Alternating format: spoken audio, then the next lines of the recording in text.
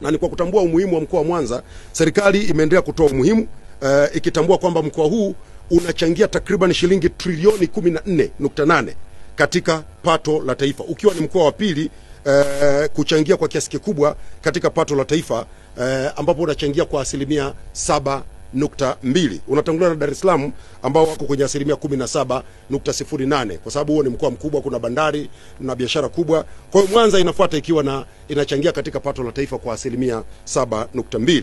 Lakini hapa katika mkoa wa Mwanza pamoja na kwamba mkoa umekuwa ukitoa mchango mkubwa, hali kadhalika shughuli za uchumi na uchangamfu wa wananchi wa Mwanza, nataka kuchukua nafasi hii kuwapongeza.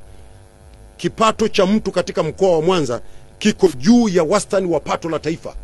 Maana yake ni nini? Maana yake ni kwamba watu wa Mwanza wanachapa kazi, watu wa Mwanza wanajenga uchumi, watu wa Mwanza wameweka maneno pembeni, wanapambana na maisha. Hiki ni kitu kizuri. Takwimu zinaonyesha wastani wa pato la mtu katika mkoa wa Mwanza kwa mwaka ni shilingi milioni 3,07,11,693, wakati wastani wa kitaifa ni shilingi milioni 3,02,04,244. Kwa hiyo hongereni sana wananchi wa Mwanza. Na kutokana na hilo sasa, kama nilivyosema, Mwanza ni mkoa wa kimkakati, na sisi kama nchi tunauona kama kitovu cha biashara kwa nchi jirani za Uganda, Kenya, Rwanda, Burundi na Jamhuri ya Kidemokrasi ya Kongo. Na kutokana na hilo sasa, serikali imeendelea pia kutoa kipaumbele katika utoaji wa bajeti katika mkoa huu wa Mwanza. Naomba kuwapa takwimu chache. Katika mwaka huu 2025-26, serikali katika mkoa wa Mwanza kupitia ofisi ya mkuu wa mkoa na halmashauri zake imeidhinisha jumla ya shilingi bilioni 629.4.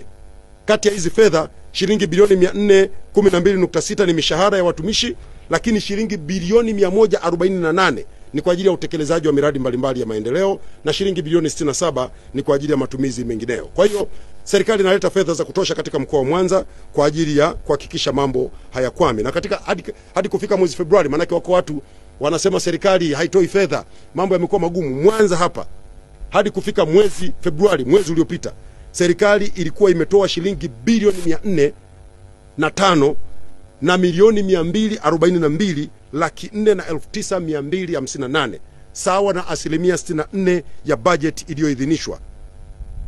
Hizi fedha zote zimeletwa Mwanza na zinakuja kutoa huduma mbalimbali, zikiwemo shilingi bilioni 77 na milioni 396 ambazo zimeelekezwa katika miradi ya maendeleo.